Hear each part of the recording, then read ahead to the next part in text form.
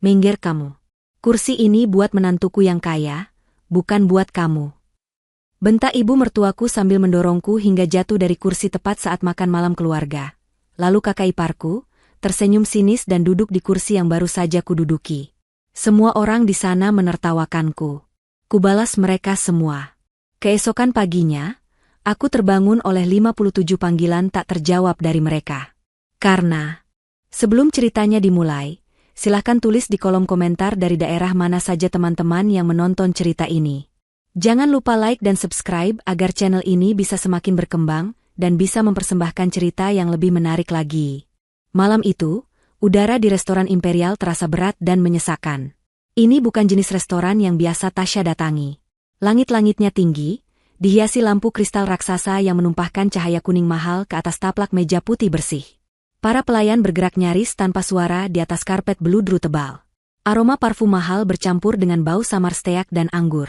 Tasya merapatkan genggamannya pada lengan suaminya, Rizky. Rizky sendiri tampak tegang. Kemeja batik sutra yang dipakainya terasa kaku, dan keringat tipis membasahi pelipisnya. Ini adalah makan malam keluarga besar Rizky. Acara yang paling ditakuti Tasya. Tasya membenarkan letak hijab sederhananya. Ia hanya mengenakan gamis katun polos berwarna coklat muda.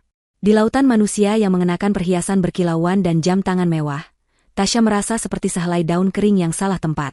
Rizky menariknya ke sebuah meja pribadi yang sangat panjang di ruangan semi tertutup. Di sana, keluarga inti suaminya sudah berkumpul. Ada ayah mertuanya, Pak Herman, seorang pria bertubuh besar dengan wajah kaku yang terus-menerus melihat jam tangannya. Di sebelahnya duduk Doni, kakak Rizky, yang sibuk menggulir layar ponselnya dengan ekspresi bosan. Di samping Doni, duduk istrinya, Kalina. Kalina adalah antitesis dari Tasya. Rambutnya disanggul sempurna, gaun merahnya memeluk tubuh, dan berlian di leher serta telinganya seakan bersaing dengan lampu kristal di atas mereka. Kalina melirik kedatangan Tasya dan Rizky, bibirnya yang merah menyala sedikit terangkat membentuk senyuman sinis. Rizky berdeham. Malam, ayah, Mas Doni, Mbak Kalina.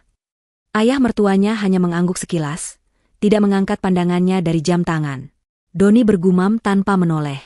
Hanya Kalina yang menjawab, suaranya terdengar manis namun penuh racun. Oh, kalian sudah datang? Kirain tidak jadi. Ibu tadi bilang, mungkin si gembel tidak punya baju yang pantas untuk dipakai ke sini. Wajah Rizky memerah. Kalina, jaga ucapanmu.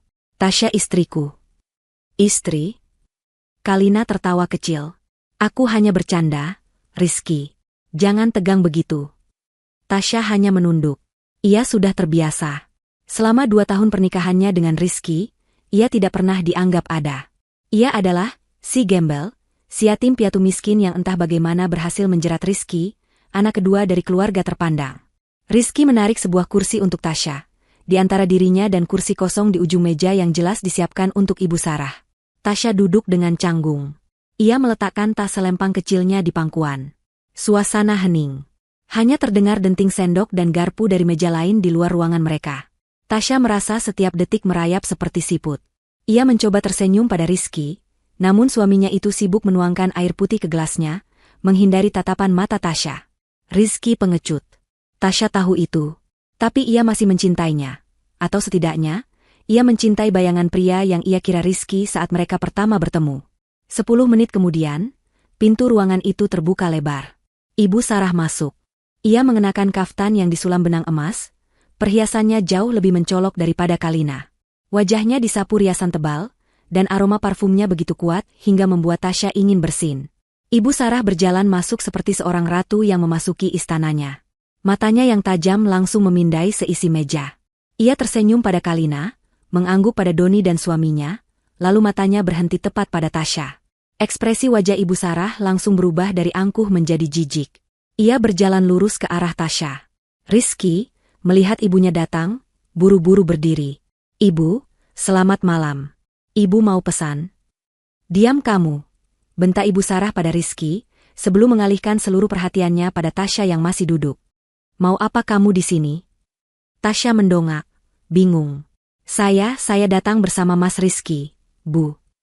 Oh, berani sekali kamu. Kamu pikir kamu siapa?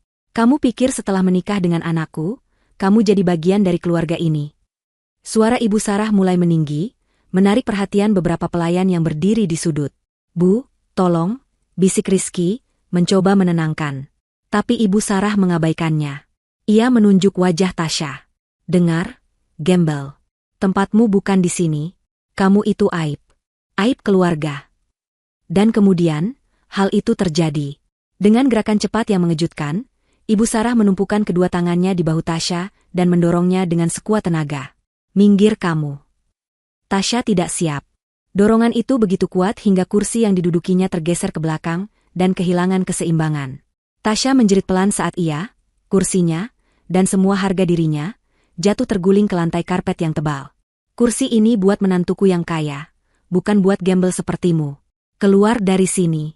Acara ini hanya untuk keluarga terhormat." Teriakan Ibu Sarah menggema di seluruh ruangan. Untuk sesaat, dunia berhenti. Hanya ada suara napas Tasya yang terengah-engah. Hijabnya menjadi miring, menampakkan sedikit rambutnya. Tas kecilnya terlempar, isinya berceceran di lantai. Sebuah dompet tipis, ponsel lama, dan sebatang lip balm. Lalu, tawa itu meledak. Itu dimulai dari Kalina. Ia menutup mulutnya, tapi matanya menari-nari penuh kemenangan. Lalu Doni ikut tertawa, tawa yang dalam dan meremehkan. Beberapa kerabat lain di meja itu ikut tersenyum canggung, tidak berani menertawakan tapi juga tidak berani membela. Ayah mertuanya, Pak Herman, hanya menghela napas panjang, tampak kesal karena keributan itu, bukan karena penghinaannya. Tasya membeku di lantai. Ia tidak merasakan sakit fisiknya. Yang ia rasakan adalah tusukan ribuan jarum es di hatinya. Ia melihat ke sekeliling. Tawa. Senyum sinis. Wajah-wajah yang memandangnya seperti ia adalah sampah. Kalina, dengan gerakan yang anggun seolah sedang menari, berdiri dari kursinya, melangkahi kaki Tasya yang masih tergeletak, dan duduk dengan angkuh di kursi yang baru saja diduduki Tasya. Ia menepuk-nepuk sandaran kursi itu. "Ah, terima kasih, Ibu. Kursi ini memang jauh lebih nyaman." Semua orang kembali tertawa. Tasya menahan air matanya. Ia tidak akan menangis. Tidak di sini. Matanya mencari satu orang. Satu-satunya alasannya berada di sana. Rizky. Suaminya itu berdiri mematung. Wajahnya pucat pasi. Tangannya terkepal di sisi tubuhnya. Ia menatap ibunya, lalu menatap Tasya di lantai, lalu kembali ke ibunya. Ia membuka mulut, tapi tidak ada suara yang keluar. Ia seperti ikan yang terdampar di daratan, megap-megap mencari udara, mencari keberanian yang tidak pernah ia miliki. Melihat suaminya yang hanya diam, sesuatu di dalam diri Tasya retak dan pecah selamanya. Cinta yang ia pertahankan, harapan yang ia pupuk, semuanya hancur berkeping-keping di lantai restoran mahal itu. Dengan martabat yang tersisa, Tasya mulai memunguti barang-barangnya. Ia memasukkan kembali dompet dan ponselnya ke dalam tas. Ia merapikan hijabnya dengan tangan yang gemetar hebat. Ia berusaha berdiri, namun kakinya terasa lemas. Akhirnya, Rizky bergerak. Tapi ia tidak membentak ibunya. Ia tidak memarahi Kalina. Ia tidak membela Tasya. Ia hanya berjalan ke arah Tasya, menarik lengan istrinya itu dengan kasar hingga berdiri. "Kita pulang," desisnya, suaranya rendah dan penuh amarah yang salah sasaran. Rizky tidak berkata apa-apa lagi. Ia tidak mengucapkan selamat tinggal pada keluarganya. Ia menyeret Tasya keluar dari ruangan itu, melewati tatapan kasihan para pelayan dan tatapan penasaran para tamu lain. Penghinaan itu begitu sempurna, begitu terbuka.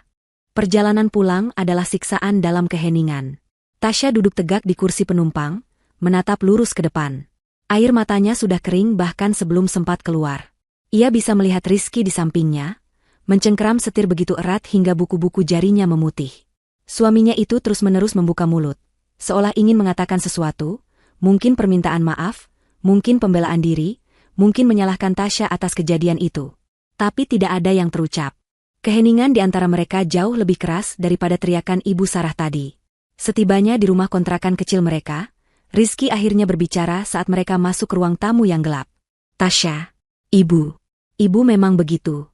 Dia tidak bermaksud." Tasya tidak menoleh. Ia hanya berkata dengan suara datar, "Aku lelah. Aku mau tidur."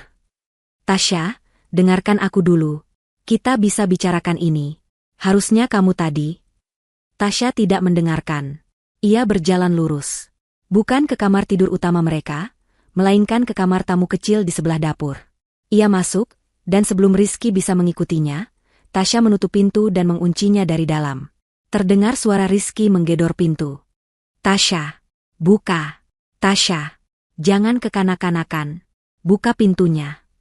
Tasya bersandar di pintu, akhirnya membiarkan tubuhnya gemetar. Tapi ia tidak menangis. Ia merasakan sesuatu yang lain. Bukan kesedihan. Bukan kemarahan. Itu adalah kelegaan. Kelegaan karena semuanya sudah berakhir. Topengnya sudah hancur, dan begitu pula topeng suaminya. Setelah gedoran di pintu berhenti dan ia mendengar langkah Rizky yang frustrasi menjauh, Tasya duduk di tepi tempat tidur. Ia merogoh tasnya dan mengeluarkan ponsel lamanya. Ia menatapnya sejenak. Lalu, ia membuka laci nakas, mengeluarkan sebuah ponsel lain. Ponsel pintar keluaran terbaru yang sangat tipis dan canggih, yang tidak pernah Rizky ketahui keberadaannya. Ia menyalakan ponsel itu. Tidak ada kata sandi, hanya pemindai sidik jari. Layarnya menyala, menampilkan antarmuka yang bersih. Hanya ada satu kontak di dalamnya, disimpan dengan nama pengacara. Tasya membuka aplikasi pesan aman. Jari-jarinya bergerak cepat dan mantap, tidak lagi gemetar. Ia mengetik satu kalimat singkat. Sudah cukup. Laksanakan rencana Phoenix. Ia menekan tombol kirim. 3 detik kemudian, sebuah balasan masuk. Perintah diterima, Nyonya Tasya. Kami laksanakan. Tasya meletakkan ponsel itu. Ia berjalan ke kamar mandi, mengambil wudhu, dan menunaikan sholat Isya. Malam itu, untuk pertama kalinya setelah sekian lama, ia merasa damai. Si gembel sudah mati malam ini di lantai restoran itu. Besok, seorang ratu akan bangkit dari abunya. Alarm di ponsel lama Tasya berbunyi tepat pukul 4 pagi. Tapi Tasya sudah bangun sejak 1 jam sebelumnya. Ia tidak tidur sama sekali. Ia duduk di sajadahnya, menyelesaikan wirid panjang. Kejadian semalam terputar ulang di benaknya, bukan sebagai kenangan menyakitkan, tapi sebagai rekaman data yang kering. Setiap tawa, setiap lirikan sinis, setiap kata-kata kejam, dan puncaknya, keheningan pengecut suaminya. Semua itu adalah bukti yang ia butuhkan. Keputusannya sudah bulat. Setelah semalam ia mengirimkan pesan, rencana Phoenix, itu, ia menghabiskan sisa malamnya dengan berdoa dan berpikir. Ia memikirkan ayahnya. Kilas balik memenuhi benaknya. Tasya bukanlah yatim piatu miskin seperti yang diketahui semua orang. Itu adalah sebuah kebohongan rumit yang dirancang dengan sempurna. Ia adalah Tasya, pewaris tunggal Astra Group, sebuah konglomerasi multinasional raksasa yang bisnisnya menggurita dari pertambangan, perbankan, hingga teknologi. Ayahnya, seorang pria brilian namun paranoid setelah kematian istrinya, telah menyembunyikan identitas Tasya sejak ia remaja.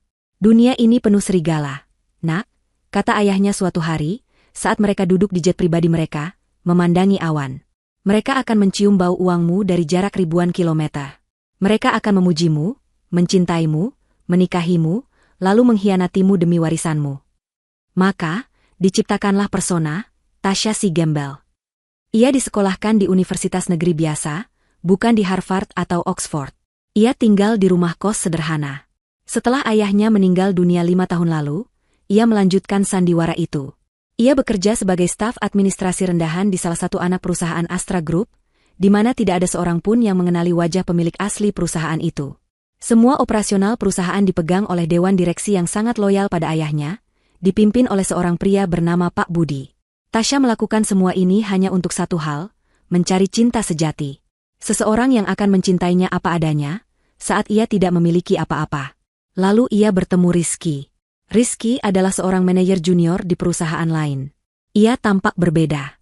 Ia sopan, religius, dan tampak tidak peduli pada fakta bahwa Tasya hanya seorang admin miskin. Ketika ia melamar Tasya, ia menangis bahagia. Ia pikir ia telah menemukannya. Ia pikir ia telah memenangkan pertaruhan ayahnya. Pertemuan dengan keluarga Rizky adalah tamparan pertama. Ibu Sarah dan Kalina terang-terangan membencinya. Mereka menyebutnya pembawa sial dan benalu. Tapi Rizky membelanya. Aku mencintai Tasya apa adanya, Bu, katanya saat itu. Tasya memegang erat kata-kata itu. Ia menoleransi semua hinaan, semua cibiran, demi kata-kata itu. Namun, ayahnya tidak hanya mengajarinya untuk bersembunyi. Ia juga mengajarinya untuk berperang. Rencana Phoenix, ayahnya pernah menjelaskan, adalah rencana darurat. Jika seseorang yang kau percayai mengkhianatimu, rencana ini akan membakar dunia mereka sampai ke tanah, dan kau akan bangkit dari abunya, persis seperti burung Phoenix. Secara spesifik, rencana Phoenix ini menargetkan perusahaan permata, perusahaan tekstil milik keluarga Rizky. Ayah Tasya, jauh sebelum Tasya bertemu Rizky, sudah tahu bahwa Pak Herman adalah pebisnis yang gegabah. Perusahaan permata dibangun di atas gunung utang. Selama bertahun-tahun, secara diam-diam melalui perusahaan cangkang, Astra Group telah membeli semua utang itu. Keluarga Adijaya, keluarga Rizky, secara teknis berutang triliunan rupiah kepada Tasya. Yang dibutuhkan hanyalah satu pemicu untuk menarik pelatuknya. Tadi malam, di lantai restoran itu, Ibu Sarah telah menarik pelatuknya. Dan Rizky membiarkannya. Ujian terakhir telah gagal. Tasya menyelesaikan sholat subuhnya. Hatinya tenang. Tidak ada keraguan, tidak ada penyesalan. Ia melipat mukenanya dengan rapi. Saat itulah ia mendengar ponsel lamanya bergetar hebat di atas nakas. Ia mengambilnya. Layarnya menyala, menunjukkan rentetan notifikasi. 57 panggilan tak terjawab. 134 pesan baru. Semuanya masuk dalam 1 jam terakhir. Tasya melihat daftar penelepon. 20 panggilan dari Rizky, yang ia dengar masih mondar-mandir dengan gelisah di luar pintu kamar tamu. 15 panggilan dari Ibu Sarah. 10 panggilan dari Kalina. 12 panggilan dari ayah mertuanya, Pak Herman. Sisanya dari nomor-nomor tak dikenal yang ia duga adalah kerabat lain. Ia membuka pesan. Semuanya bernada panik. Rizky, Tasya. Buka. Demi Tuhan, Tasya. Ini gawat. Ayah bilang perusahaan hancur. Semua rekening diblokir. Ibu Sarah, gembel sialan. Apa yang kau lakukan? Angkat teleponnya. Kalina, Tasya, maafkan aku soal semalam. Tolong angkat. Ini masalah hidup dan mati. Pak Herman, Nak Tasya, saya mohon angkat teleponnya. Ada kesalahpahaman besar. Perusahaan kami diambil alih. Tasya tersenyum tipis. Mereka cepat sekali menyadarinya. Di luar pintu, gedoran dimulai lagi. Kali ini lebih keras, lebih panik. Tasya, buka. Aku mohon. Sayang, buka pintunya. Kita bangkrut. Keluargaku bangkrut. Suara Rizky terdengar putus asa, bercampur isak tangis. Tasya mengabaikan gedoran itu. Ia mengabaikan ponsel lamanya yang terus bergetar. Ia mengambil ponsel canggihnya yang satu lagi. Ada satu email baru di kotak masuk amannya. Dari Pak Budi, sang direktur utama. Subjek, laporan rencana Phoenix, fase 1 selesai. Tasya membacanya. Laporannya singkat dan padat. Pukul 4, eksekusi marine call atas seluruh utang perusahaan permata. Pukul 41, perusahaan permata dinyatakan gagal bayar. Pukul 45, sesuai klausa kontrak, 80% saham perusahaan yang dijadikan jaminan, beralih kepemilikan ke Astra Group. Pukul 4.30, pembekuan seluruh aset pribadi atas nama Herman, Sarah, Doni, dan Kalina, sebagai bagian dari penyitaan jaminan utang pribadi yang terkait. Pukul 5, semua kartu kredit dan fasilitas perbankan keluarga tersebut dibekukan. Pukul 5.15, perintah penarikan aset bergerak, mobil mewah, DLL, dikeluarkan. Semua berjalan mulus. Tasya meminum segelas air putih di meja. Gedoran di pintu semakin kencang. Tasya, jangan diam saja. Kau harus membantu kami. Kau istriku. Istri. Kata itu terdengar hambar. Ponsel canggihnya berdering. Nama, Pak Budi, muncul di layar. Tasya mengangkatnya, suaranya tenang dan jelas. Pagi, Bu Tasya. Assalamualaikum. Waalaikumsalam, Pak Budi. Saya sudah baca laporannya. Kerja bagus. Alhamdulillah. Sesuai instruksi, Bu. Fase 1 selesai. Seluruh aset utama perusahaan permata sudah di bawah kendali kita. Tim transisi sedang menuju ke kantor pusat mereka pagi ini. Bagus sekali, kata Tasya. Ia berjalan ke jendela, membuka tirai. Langit mulai terang. Gedoran di luar pintu terdengar jelas. Lanjut Pak Budi, nadanya profesional.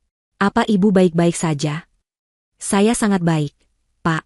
Itu hanya suara masa lalu saya yang sedang sekarat. Jawab Tasya, datar. Bagaimana dengan kakak ipar saya, Doni? Ah, ya. Seperti dugaan Ibu, kami menemukan bukti kuat penyelewengan dana dan korupsi yang dia lakukan di perusahaan ayahnya. Dia mentransfer miliaran rupiah ke rekening luar negeri atas nama Kalina. Itu mempercepat proses pembekuan aset mereka. Simpan bukti itu. Jangan serahkan ke polisi dulu. Saya ingin menggunakannya secara pribadi. Baik, Bu. Lalu, apa instruksi selanjutnya? Sesuai rencana, kami akan tetap anonim sebagai Astra Group, investor misterius. Tasya terdiam sejenak. Ia melihat ke pintu kamar tamu yang digedor-gedor. Ia mendengar suaminya menangis dan memohon. Tidak, Pak Budi. Ubah rencananya, kata Tasya tiba-tiba. Ubah, Bu? Ya. Saya tidak mau bersembunyi lagi. Saya mau mereka tahu siapa yang melakukan ini. Saya mau mereka melihat wajah, gembel, ini saat mereka kehilangan segalanya. Pak Budi terdiam sesaat di seberang sana. Saya mengerti, Bu. Sebuah langkah yang berani. Apa yang Ibu ingin kami lakukan? Atur pertemuan. Hari ini, jam 10 pagi, perintah Tasya. Lokasinya di sini, di rumah ini. Suruh seluruh keluarga inti Pak Herman datang. Rizky, Ibu Sarah, Pak Herman, Doni, dan Kalina. Wajib hadir. Alasan pertemuannya, Bu? Katakan pada mereka, perwakilan dari pemilik baru Astra Group akan datang untuk mendiskusikan transisi aset dan mungkin menawarkan solusi. Beri mereka harapan. Harapan palsu, simpul Pak Budi. Saya mengerti. Akan saya atur. Pengacara kami akan menghubungi Pak Herman. Satu hal lagi, Pak Budi. Ya, Bu. Siapkan tim legal terbaik. Dan kirim tim pengawal pribadi saya ke sini. Jemput saya pukul 9.30. Jangan lewat pintu depan.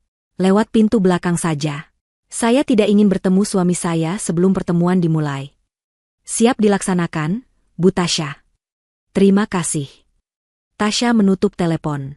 Gedoran di pintu mendadak berhenti. Hening.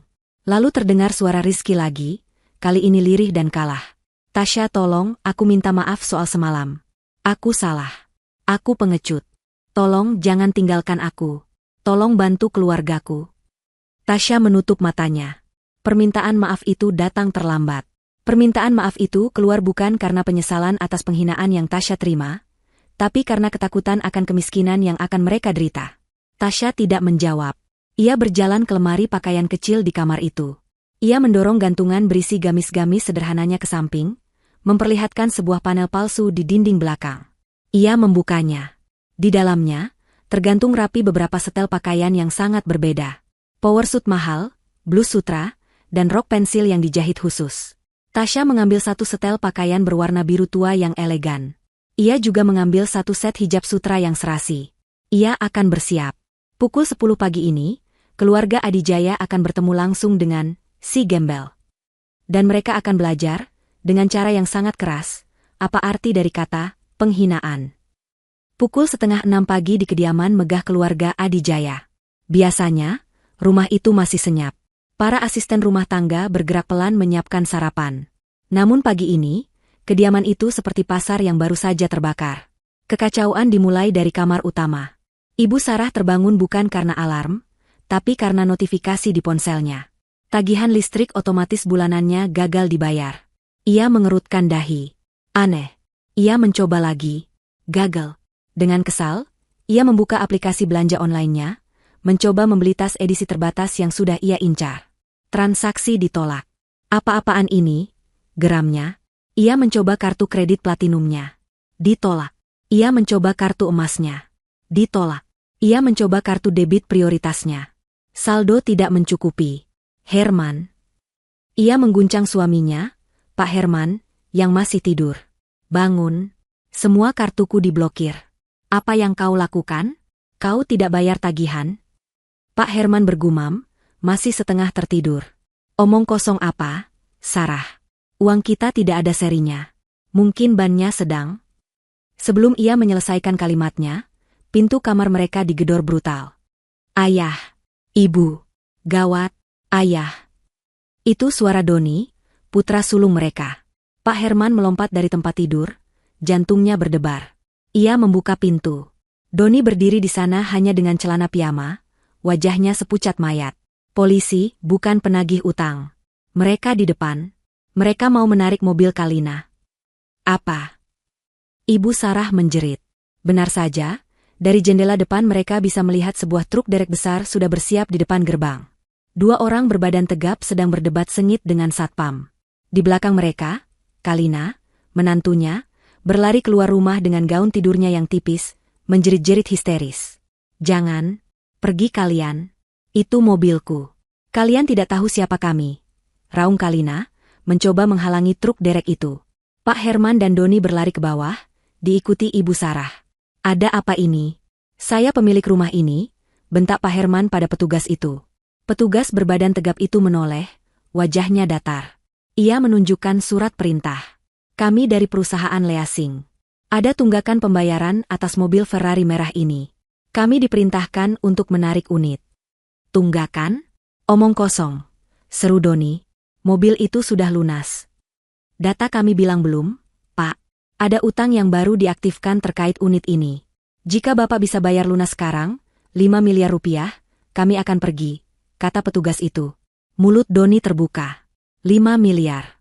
Ia merogoh ponselnya, mencoba membuka aplikasi bannya. Wajahnya semakin pucat. "Tidak bisa aplikasinya, rekeningku kosong." Di saat yang sama, Ibu Sarah, yang masih di teras, berteriak di telepon. Ia mencoba menelepon manajer bank pribadinya. "Apa maksudmu rekening dibekukan? Saya ini nasabah prioritas. Kamu tidak tahu siapa saya. Saya Ibu Sarah. Buka blokirnya sekarang atau saya pecat kamu." Suara di seberang telepon terdengar tenang dan dingin. "Maaf, Bu Sarah. Ini perintah langsung dari pusat. Seluruh aset atas nama Ibu, Bapak Herman, Tuan Doni, dan Nyonya Kalina dibekukan pagi ini. Ini terkait gagal bayar utang di perusahaan Permata." Ponsel itu jatuh dari genggaman Ibu Sarah. Gagal bayar. Perusahaan Permata. Di depan gerbang, Kalina sudah berguling-guling di tanah. "Tidak. Mobilku. Jangan." Truk derek itu tidak peduli. Mereka berhasil mengaitkan mobil sport merah itu, dan mulai menariknya pergi. "Herman, telepon kantor. Cari tahu apa yang terjadi," jerit Ibu Sarah, suaranya kini pecah oleh ketakutan. Pak Herman tidak perlu menelepon. Ia sudah berdiri mematung di ruang tamu, menatap layar tabletnya. Di sana, terpampang berita utama dari portal berita bisnis terbesar di negara itu. Berita kilat, raksasa tekstil perusahaan Permata jatuh dalam semalam. Diakuisisi paksa oleh investor misterius, Astra Group. Artikel itu menjelaskan semuanya dengan rinci. Tentang utang raksasa yang tersembunyi. Tentang bagaimana Astra Group, sebuah entitas bisnis yang nyaris tak terdengar namun memiliki kekuatan finansial tak terbatas, telah membeli semua utang itu selama bertahun-tahun. Dan tadi malam, tepat pukul 4 pagi, mereka melakukan marine call, permintaan pembayaran instan atas seluruh utang. Tentu saja, perusahaan Permata tidak bisa membayarnya. Dalam hitungan menit, sesuai kontrak jaminan yang pernah ditandatangani Pak Herman dengan gegabah bertahun-tahun lalu, 80% saham perusahaan berpindah tangan. Mereka bangkrut. Tablet itu jatuh ke lantai marmer, layarnya retak. Pak Herman ambruk ke sofa. Pria besar yang angkuh itu kini terlihat seperti balon kempis. Ia menatap kosong ke depan. Habis. Semuanya habis. Tidak. Tidak mungkin. Ibu Sarah mencengkeram kerah baju suaminya. "Bagaimana bisa? Kenapa kamu bisa berutang sebanyak itu?" "Aku tidak tahu. Utang itu, harusnya masih lama. Seseorang sengaja melakukan ini." Lirih Pak Herman. Kalina masuk, air matanya luntur berantakan, gaun tidurnya kotor oleh tanah. "Ini semua gara-gara dia," pekiknya, menunjuk ke arah pintu. "Ini semua gara-gara si gembel itu.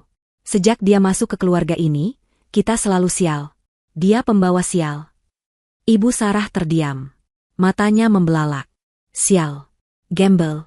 Tadi malam. Penghinaan." "Benar," desis Ibu Sarah. "Si gembel itu. Ini pasti ada hubungannya dengan dia." "Rizky. Di mana Rizky?" Ia menyambar ponselnya dan menelepon Rizky. Anaknya itu mengangkat pada dering pertama, suaranya terdengar panik dan terisak. "Ibu. Perusahaan hancur. Semua?" "Aku tidak peduli," potong Ibu Sarah. "Rizky, cepat bawa istrimu si gembel itu ke sini. Kita harus memohon padanya, atau kita jual dia untuk bayar utang. Cepat, bawa dia ke sini sekarang." Ibu Sarah membanting telepon.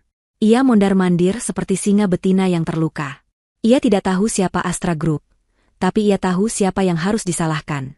Tasya. Saat itulah, ponsel Pak Herman yang tergeletak di lantai, berdering. Sebuah nomor tak dikenal. Dengan tangan gemetar, Pak Herman mengangkatnya dan menyalakan speaker. Suara seorang pria yang tenang dan profesional terdengar. "Selamat pagi. Saya berbicara dengan Bapak Herman?" Ya, ini saya," jawab Pak Herman, suaranya lemah. "Saya Bintang, dari tim legal Astra Group. Kami mewakili pemilik baru perusahaan Permata." Seluruh ruangan hening. Ibu Sarah, Kalina, dan Doni membeku, menatap ponsel itu seolah itu adalah seekor ular berbisa. "Ada apa? Kalian sudah mengambil semuanya. Apalagi yang kalian mau?" tanya Pak Herman. "Pemilik baru kami," lanjut suara itu, mengabaikan pertanyaan Pak Herman, "bersedia untuk bertemu dengan Anda dan keluarga inti Anda pagi ini. Beliau ingin mendiskusikan proses transisi aset dan mungkin, jika Anda kooperatif, mendiskusikan solusi untuk meringankan situasi Anda." Sebuah kata melintas di benak mereka, solusi. Harapan. Ibu Sarah langsung merebut ponsel itu. Ya, kami mau. Di mana? Kapan? Kami akan datang ke kantor Anda. Kami akan bersujud. Kami akan melakukan apa saja. "Tidak perlu, Bu," jawab suara itu, masih tenang. "Pemilik baru kami meminta pertemuan diadakan di tempat yang lebih netral. Pukul 10 pagi ini.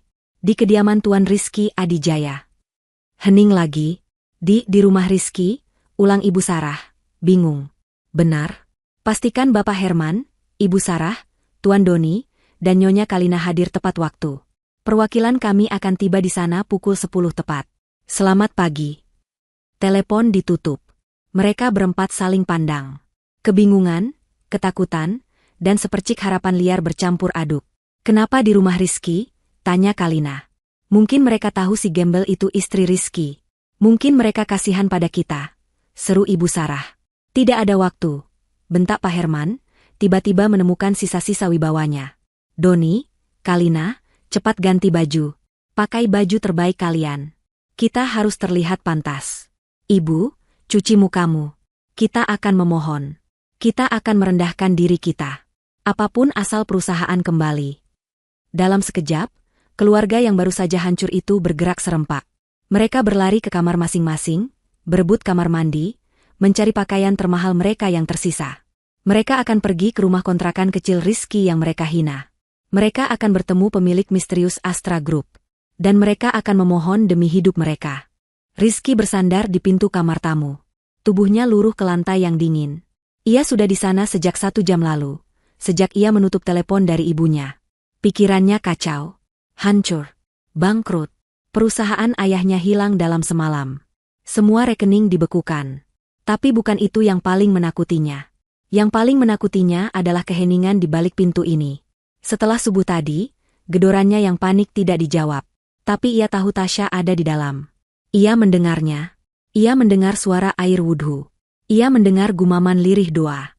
Dan yang paling mengerikan, sekitar pukul 6 pagi, ia mendengar Tasya berbicara di telepon.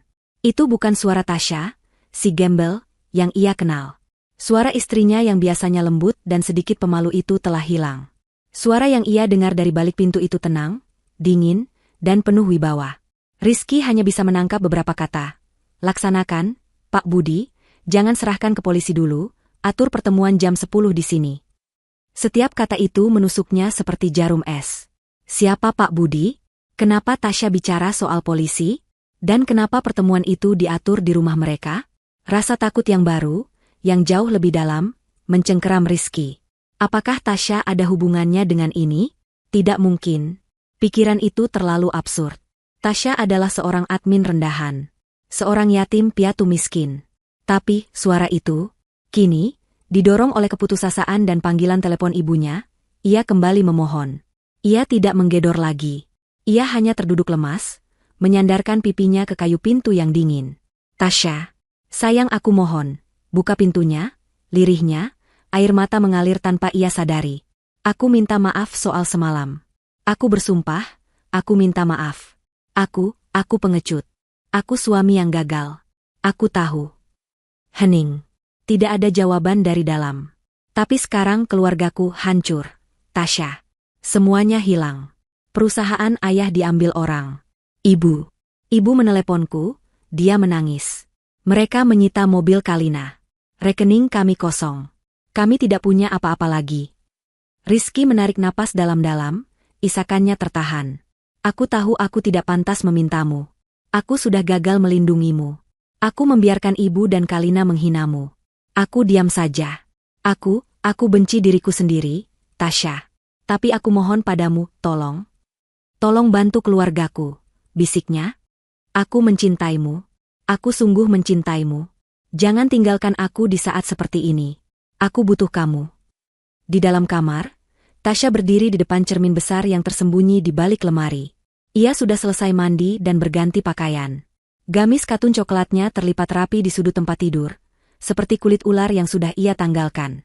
Ia kini mengenakan kemeja sutra putih bersih dan satu setel power suit berwarna biru navy yang dijahit sempurna membalut tubuhnya. Potongannya tegas, mahal, dan berkuasa. Rambutnya ia gulung rapi sebelum ia memakai dalaman hijab. Ia mendengarkan setiap kata yang diucapkan Rizky dari balik pintu. Setiap kata adalah paku terakhir di peti mati pernikahan mereka. Aku minta maaf soal semalam. Terlambat. Aku pengecut. Sebuah pengakuan yang jujur, namun tak berguna. Tolong bantu keluargaku. Itu dia. Intinya. Bukan, tolong maafkan aku karena telah menyakitimu. Tapi, tolong selamatkan aset keluargaku. Aku mencintaimu. Kebohongan termanis yang kini terasa pahit di lidah Tasya. Tasya menatap pantulan dirinya di cermin. Mata wanita di cermin itu tenang, tajam, dan tanpa ampun. Cintamu tidak cukup kuat untuk membelaku. Batin Tasya menjawab Rizky dalam hatinya. Cintamu bersyarat. Dan kini syaratnya sudah hilang. Ia meraih hijab sutra yang serasi, warnanya senada dengan jasnya. Dengan gerakan yang terlatih dan anggun, ia mulai melilitkannya di kepalanya. Setiap lipatan rapi, setiap jarum pentul tersemat dengan presisi. Ini bukan lagi hijab sederhana, si gembel. Ini adalah mahkota. Bel rumah mereka berbunyi. Bukan bunyi, ding-dong, biasa. Tapi bunyi bel yang ditekan berkali-kali, panik, dan tidak sabar. Rizky tersentak. Pukul 9 pagi. Pasti keluarganya. Ia cepat-cepat mengusap air matanya, bangkit berdiri, dan berlari ke pintu depan. Benar saja. Saat pintu dibuka, Ibu Sarah, Pak Herman, Doni, dan Kalina menerobos masuk. Mereka tampak kacau, namun jelas berusaha keras untuk terlihat rapi. Kalina memakai riasan tebal untuk menutupi matanya yang bengkak. Ibu Sarah memakai setelan terbaiknya, meski rambutnya sedikit acak-acakan. Mana Tasya? Bentak Ibu Sarah, matanya memindai seisi ruang tamu kontrakan yang sempit itu dengan jijik. Dia di kamar, Bu, jawab Rizky gugup. Suruh dia keluar, perintah Ibu Sarah. Dia harus ikut memohon dengan kita. Dia kan istri. Tidak, potong Pak Herman, suaranya berat. Dia tidak boleh ada di sini. Perwakilan Astra Group akan datang. Kita tidak mau si gembel itu mempermalukan kita dan merusak negosiasi. Suruh dia tetap di kamar. Kunci dia kalau perlu. Kalina mengangguk setuju. Benar. Aku tidak mau si pembawa sial itu ada di dekatku saat orang penting datang. Rizky, buatkan minum. Teh atau kopi. Siapkan yang terbaik yang ada di dapur jahanam ini. Rizky, yang biasanya akan membela Tasya, kini terlalu bingung dan takut untuk berdebat. Ia hanya mengangguk dan berjalan ke dapur dengan langkah gontai. Keluarga itu duduk dengan tegang di sofa kecil. Mereka merapikan pakaian mereka, berlatih ekspresi memelas. Ibu Sarah bahkan mencoba mempraktikkan cara menangis yang terlihat paling menyedihkan. Ingat, kata Pak Herman, kita serahkan semua pada ayah. Kalian diam saja. Kita akan bilang ini kesalahpahaman. Kita akan minta keringanan. Kita akan cium kaki mereka kalau perlu. Mereka menunggu. Detik terasa seperti menit. Menit terasa seperti jam. Suara jam dinding di ruang tamu terdengar begitu keras. Tik, tok, tik, tok. Pukul 9:59. Mereka semua menahan napas, mata mereka tertuju pada pintu depan, menunggu bel berbunyi. Menunggu kedatangan penyelamat atau algojo mereka. Lalu, sebuah suara memecah keheningan. Bukan dari pintu depan. Klik. Itu adalah suara kunci yang diputar dari dalam. Semua kepala, Rizky yang baru keluar dari dapur, Ibu Sarah, Pak Herman, Doni, dan Kalina, menoleh serempak ke arah pintu kamar tamu. Pintu itu berderit pelan saat terbuka. Dan di ambang pintu, berdiri seorang wanita. Itu bukan Tasya, si gembel, yang mereka kenal. Bukan wanita bergamis kusam dengan tatapan mata yang selalu menunduk. Wanita yang berdiri di sana tinggi, tegap, dan memancarkan aura kekuasaan yang begitu pekat hingga membuat udara di ruangan itu terasa tipis. Ia mengenakan setelan biru navy yang harganya mungkin lebih mahal dari gabungan gaji mereka setahun. Hijab sutranya tertata sempurna. Wajahnya yang cantik ini terlihat dingin dan berwibawa. Matanya yang dulu sendu, kini menatap lurus ke arah mereka, tajam seperti belati obsidian. Di belakangnya, di lorong kecil, entah sejak kapan sudah berdiri dua pria berbadan tegap mengenakan jas hitam dan ARPC. Keluarga Adijaya membeku. Mulut mereka terbuka. Tasya melangkah maju ke tengah ruangan. Ia melihat nampan berisi cangkir teh di tangan Rizky yang gemetar. Aku rasa, suara Tasya terdengar jelas, tenang, dan menusuk. Mereka tidak akan minum teh. Ia menatap satu persatu wajah mereka yang pucat pasi. Selamat pagi, katanya. Kalian menunggu perwakilan dari Astra Group? Tasya tersenyum tipis, senyuman yang tidak mencapai matanya.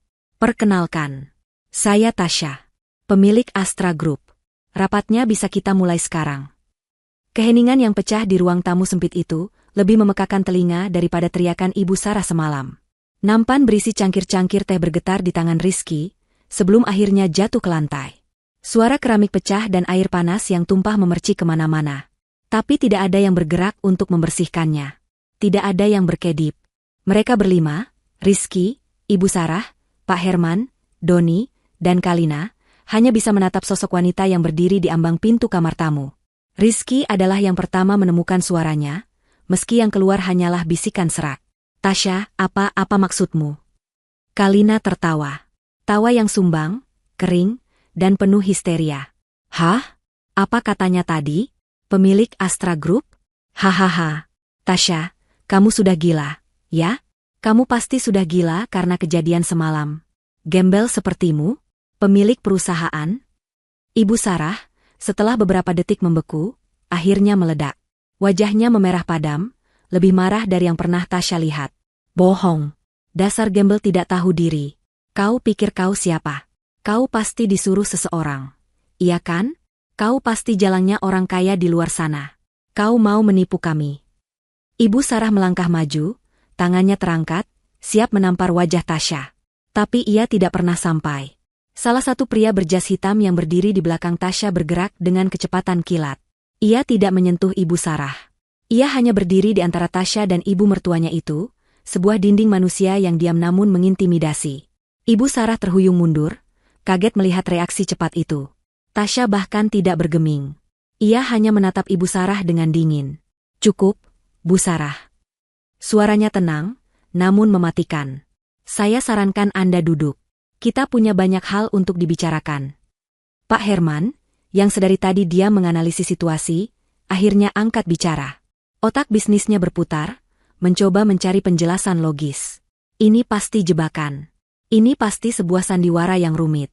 Nak Tasya, katanya, mencoba memakai nada kebapakan yang diplomatis. Kami sedang menunggu orang yang sangat penting. Perwakilan dari Astra Group. Tolong, jangan buat lelucon di saat seperti ini. Ini masalah hidup dan mati bagi kami. Sekarang, bawa pengawalmu ini, entah kau sewa dari mana, dan masuk kembali ke kamarmu. Biarkan kami yang mengurus ini. Tasya tersenyum. Senyuman itu yang akhirnya menghancurkan harapan mereka. Itu bukan senyum Tasya, si gembel, yang penurut. Itu adalah senyum seorang predator yang telah memojokkan mangsanya. Anda benar, Pak Herman. Ini masalah hidup dan mati. Dan perwakilan Astra Group sudah ada di sini. Tasya menoleh sedikit ke belakang. Pria berjas hitam kedua, yang tadi tidak bergerak, melangkah maju. Dia bukan pengawal berotot seperti yang pertama. Dia lebih kurus, memakai kacamata, dan membawa sebuah koper kulit tipis. Dia adalah asisten Bintang, pria yang tadi pagi berbicara dengan Pak Herman di telepon. Mungkin Anda akan lebih percaya pada dokumen, kata Tasya. Bintang meletakkan koper itu di atas meja kopi yang sempit. Ia membukanya dengan satu klik yang tajam. Keluarga Adijaya mencondongkan tubuh ke depan, mata mereka terpaku pada isi koper itu. Bintang mengeluarkan selembar dokumen tebal yang dijilid rapi. Ia tidak memberikannya pada Pak Herman. Ia memberikannya pada Tasya. Ini adalah akta kepemilikan Astra Group, Nyonya Tasya, kata Bintang, suaranya profesional dan hormat. Dialihkan secara sah dari almarhum ayah Anda, 5 tahun lalu, saat Anda genap berusia 25 tahun. Mata Pak Herman membelalak. Ia tahu nama ayah Tasya. Ia tidak pernah menyelidikinya, hanya tahu dia sudah meninggal. Tapi nama yang tertera di dokumen itu adalah nama seorang legenda bisnis yang menghilang secara misterius dari publik bertahun-tahun lalu. Nama yang dikabarkan mengendalikan kerajaan bisnis dari balik bayang-bayang. Tidak mungkin. Desis Pak Herman. Bintang mengeluarkan dokumen kedua. Ini adalah surat perintah eksekusi aset perusahaan Permata, yang telah ditandatangani dan disahkan oleh pengadilan pagi ini, pukul 5.30. Dokumen ketiga. Dan ini adalah daftar lengkap jaminan utang pribadi yang ditandatangani oleh Tuan Herman, Nyonya Sarah, dan Tuan Doni, yang mencakup semua aset tidak bergerak, termasuk rumah mewah Anda, 3 mobil lain yang belum disita, dan bahkan rumah kontrakan ini. Rizky terhuyung ke belakang seolah baru saja ditinju. Rumah ini? Tapi, ini aku yang menyewa? Anda menyewa dari siapa, Mas Rizky? Tanya Tasya lembut, namun mematikan. Pemilik kontrakan ini berutang pada perusahaan ayahmu. Dan perusahaan ayahmu berutang padaku. Secara teknis, aku adalah pemilik baru dari utang sewa MU. Selamat, Anda sekarang adalah penyewa saya. Itu adalah paku terakhir. Penyangkalan mereka hancur berkeping-keping. Kalina ambruk ke sofa. Tidak mungkin. Doni menatap Tasya dengan ngeri, seolah baru pertama kali melihat hantu. Ibu Sarah menunjuk Tasya dengan jari gemetar. Kau menipu kami. Kau iblis. Kau menikah dengan anakku hanya untuk menghancurkan kami. Tasya akhirnya bergerak. Ia berjalan pelan melewati mereka, mengabaikan pecahan keramik di lantai. Sepatu hak mahalnya berbunyi pelan di lantai ubin yang murah. Ia berjalan ke satu-satunya sofa tunggal di ruangan itu, kursi favorit Pak Herman, dan duduk dengan anggun. Ia menyilangkan kakinya. Aura kekuasaannya memenuhi seluruh ruangan sempit itu, membuatnya terasa semakin sesak. Ia menatap Ibu Sarah. Menipu? Saya? Saya hidup sederhana. Saya memakai gamis katun. Saya naik angkutan umum. Saya tidak pernah berbohong tentang siapa saya. Saya hanya tidak menceritakan semua hal. Kalian, Tasya memandang mereka satu persatu, yang mengasumsikan saya gembel. Kalian yang merendahkan saya berdasarkan apa yang saya pakai, bukan siapa saya. Ia menoleh pada Rizky, yang masih berdiri mematung di dekat tumpahan teh. Dan kau, suamiku. Kau menikah denganku. Kau tidur di sebelahku selama 2 tahun. Dan kau tidak pernah benar-benar melihat aku. Rizky akhirnya luruh ke lantai, berlutut. Tasya, aku tidak tahu. Tentu saja kau tidak tahu, kata Tasya, suaranya datar. Kau terlalu sibuk mengkhawatirkan apa kata ibumu. Kau terlalu sibuk merasa malu membawaku ke keluargamu. Kau tidak pernah bertanya tentang hidupku. Kau tidak pernah bertanya tentang orang tuaku. Kau hanya menikmati peranmu sebagai pahlawan yang menikahi gadis miskin. Tasya mengalihkan pandangannya kembali ke Pak Herman. Sekarang, mari kita bicara bisnis. Seperti yang asisten Bintang katakan, Astra Group kini adalah pemilik sah perusahaan Permata. Kalian di sini karena saya memberi kalian satu kesempatan terakhir. Bukan untuk bernegosiasi, tapi untuk mendengarkan. Asisten Bintang, perintah Tasya, tolong jelaskan pada mereka status mereka saat ini. Saya tidak suka mengulang. Bintang mengangguk. Ia berdiri tegak, memegang tabletnya. Baik, Nyonya Tasya. Bapak Herman, Nyonya Sarah, Tuan Doni, Nyonya Kalina. Per detik ini, status kalian adalah bangkrut. Kalian tidak memiliki apa-apa. Rumah mewah kalian akan disegel siang ini. Kalian punya waktu 2 jam untuk mengambil barang-barang pribadi. 2 jam? Jerit Kalina. Bintang mengabaikannya. Semua rekening bank, deposito, dan investasi kalian telah dibekukan secara permanen untuk menutupi sebagian kecil dari utang kalian. Kalian tidak punya uang sepeser pun. Pak Herman menunduk, bahunya berguncang. Pria angkuh itu hancur. Dan, lanjut Bintang, melirik ke arah Doni, kami juga menemukan beberapa ketidakberesan dalam pembukuan internal perusahaan. Wajah Doni yang sedari tadi pucat, kini berubah menjadi hijau karena panik. Tasya mengangkat tangannya, menghentikan Bintang. Itu, katanya, matanya tertuju pada Kalina dan Doni, adalah topik khusus yang ingin saya bahas sekarang. Keheningan di ruangan itu kini terasa berbeda. Bukan lagi hening karena kaget, melainkan hening yang pekat oleh rasa takut. Tatapan Tasya beralih dari Pak Herman yang hancur, ke Doni dan Kalina. Kalina meremas-remas tangannya di pangkuan, sementara Doni berusaha keras untuk terlihat tenang, namun keringat dingin di pelipisnya mengkhianatinya. Anda terlihat gugup, Mas Doni, kata Tasya, suaranya terdengar santai, seolah sedang mengomentari cuaca. Kenapa begitu? Bukankah Anda direktur keuangan di perusahaan ayah Anda? Seharusnya Anda yang paling tahu kondisi perusahaan. Aku tidak tahu apa-apa soal utang ini, gagap Doni. Ayah yang mengurus semuanya. Aku. Oh, tentu saja, potong Tasya. Anda tidak tahu soal utang. Anda terlalu sibuk dengan hal lain. Misalnya, Tasya mencondongkan tubuhnya sedikit, menciptakan faktur-faktur fiktif.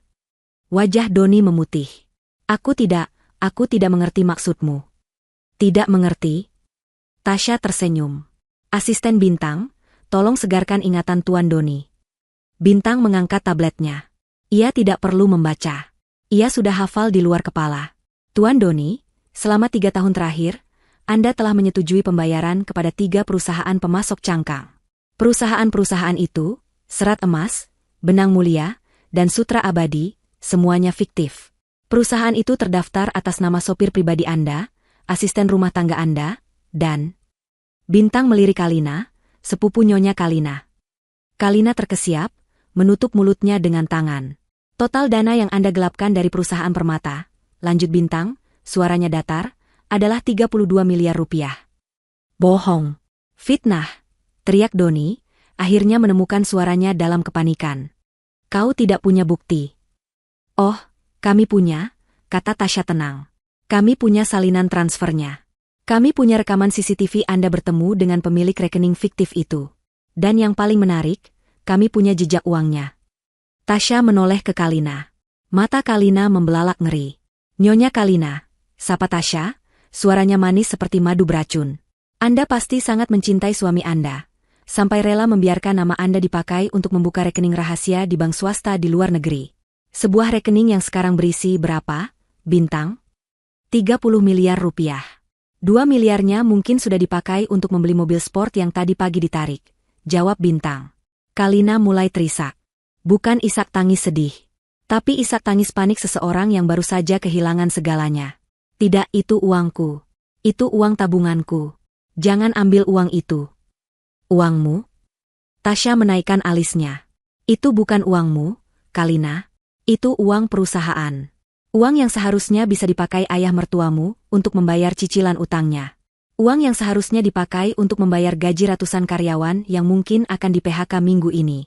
Uang yang kau dan suamimu curi. Tasya berdiri dari duduknya. Ia berjalan pelan ke arah Kalina, yang kini gemetar hebat di sofa. Tasya berjongkok di depannya, menyejajarkan mata mereka. Kalina tidak berani menatapnya. Semalam, bisik Tasya, suaranya hanya terdengar oleh Kalina dan mereka yang terdekat. Kau duduk di kursiku. Kau tersenyum sinis saat aku jatuh di lantai. Kau merasa seperti ratu, di atas, si gembel. Tasya menatap lurus ke mata Kalina yang basah oleh air mata. Kau tahu harga kursi itu, Kalina? Kursi yang kau duduki dengan sombongnya tadi malam. Kalina hanya bisa menggeleng, terisak. Harganya adalah kebebasan suamimu. Dan semua uang curianmu. Apa maksudmu, isak Kalina? Bintang, kata Tasya, tanpa menoleh. Apa status hukum dari bukti-bukti ini? Bintang menjawab dengan lugas. Bukti ini sangat kuat, Nyonya. Cukup untuk menjerat Tuan Doni atas pasal penggelapan dalam jabatan, dan Nyonya Kalina atas pasal pencucian uang. Tuntutan minimal, 15 tahun penjara untuk Tuan Doni, dan 7 tahun untuk Nyonya Kalina. Tubuh Kalina menegang. Doni, di belakangnya, ambruk ke lantai. Tidak, jangan penjara, kami akan kembalikan uangnya. Kami kembalikan, seru Doni putus asa. Terlambat, kata Tasya. Uang itu sudah kami bekukan pagi tadi. Uang itu akan kembali ke perusahaan. Sebagai pemilik baru, saya yang akan memutuskannya. Tasya akhirnya beralih ke Ibu Sarah.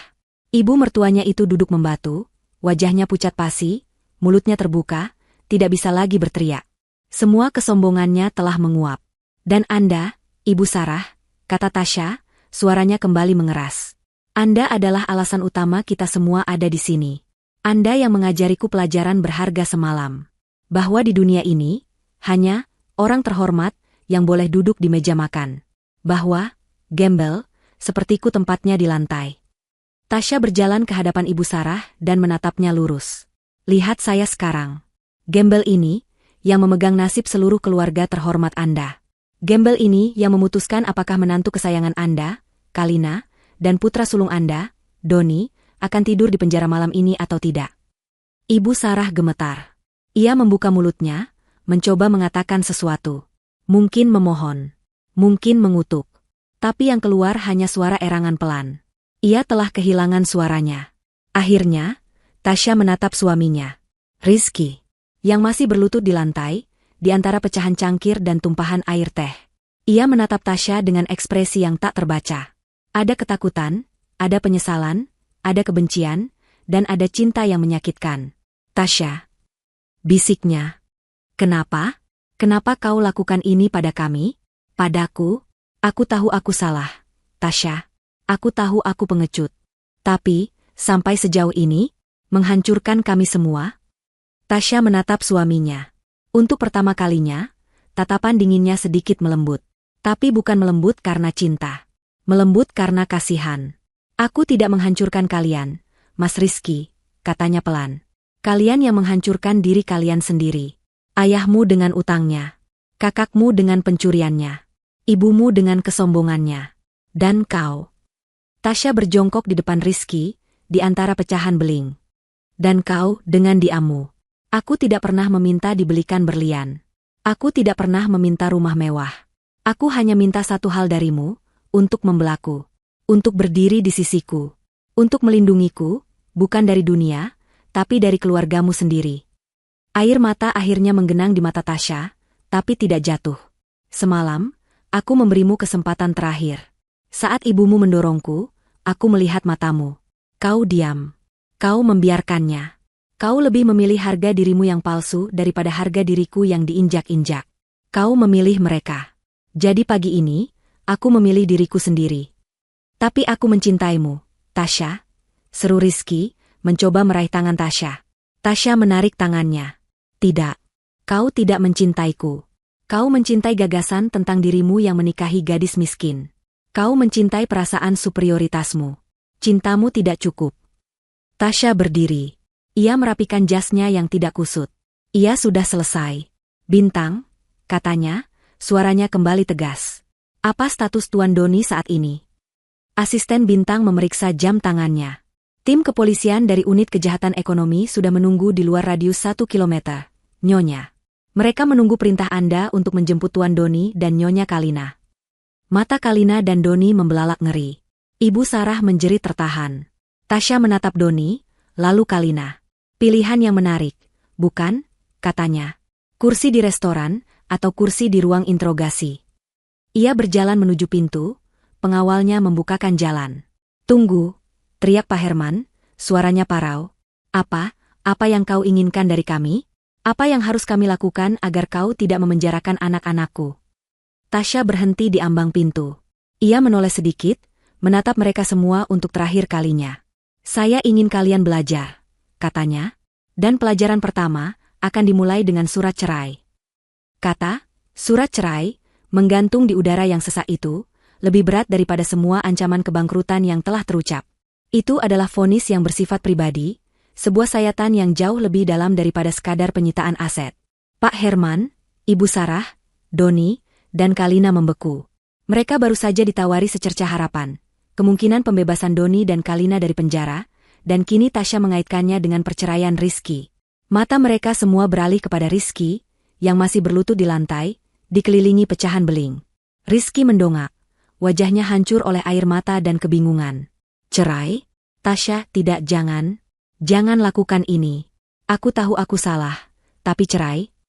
Ia mencoba merangkak maju, ingin menyentuh kaki Tasya, tapi pengawal di belakang Tasya berdeham pelan, sebuah peringatan yang membuat Rizky membeku. Aku bisa berubah, Tasya. Aku bersumpah. Aku akan meninggalkan mereka. Aku akan ikut denganmu. Aku akan jadi suami yang kau inginkan. Tasya menatapnya tanpa ekspresi. Kau akan ikut denganku? Kenapa? Karena sekarang aku kaya? Karena aku punya kuasa? Begitu, Mas Rizky? Dulu saat aku gembel, kau bahkan tidak bisa berdiri di sampingku. Sekarang aku punya segalanya. Kau mau ikut denganku? Itu bukan cinta. Itu oportunisme. Bukan, teriak Rizky. Aku mencintaimu. Cintamu tidak relevan lagi, jawab Tasya, suaranya dingin mematikan. Rizky, diam, bentak Pak Herman tiba-tiba. Ia melihat situasi ini dengan kacamata bisnis. Penjara Doni versus pernikahan Rizky. Baginya, pilihannya mudah. Tasya, Nyonya Tasya, ia mengoreksi dirinya, suaranya parau. Jika itu yang Anda inginkan. Jika perceraian Rizky adalah harga untuk kebebasan Doni, kami setuju. Ibu Sarah, yang sedetik lalu masih syok, kini menatap Rizky dengan tajam. Rizky, dengar ayahmu. Untuk apa mempertahankan gembel tidak tahu diuntung ini? Dia sudah menghancurkan kita. Ceraikan dia sekarang. Ironi dari ucapan itu begitu pekat. Semalam, Ibu Sarah menghina Tasya karena miskin. Hari ini, ia memerintahkan Rizky menceraikan Tasya karena wanita itu ternyata terlalu kaya dan berkuasa. Rizky menatap ibunya, lalu ayahnya. Wajah mereka tidak menunjukkan simpati padanya, hanya ada ketamakan dan ketakutan. Mereka siap mengorbankannya, seperti mereka selalu siap mengorbankan Tasya. Kalian, bisik Rizky. Kalian jahat. Kami realistis, seru Doni, yang kini melihat jalan keluar dari jerat penjara. Ayo, Rizky. Tanda tangan. Selamatkan aku. Selamatkan Mbak Kalina. Kalina ikut mengangguk-angguk histeris. Iya, Rizky. Cepat. Lakukan apa yang dia mau. Rizky menatap keluarganya yang mendesaknya, lalu kembali menatap Tasya. Wanita yang dulu ia cintai, atau ia kira ia cintai, kini berdiri di sana seperti seorang hakim. Tasya memberi isyarat kepada Bintang. Asistennya itu melangkah maju, membuka kembali kopernya.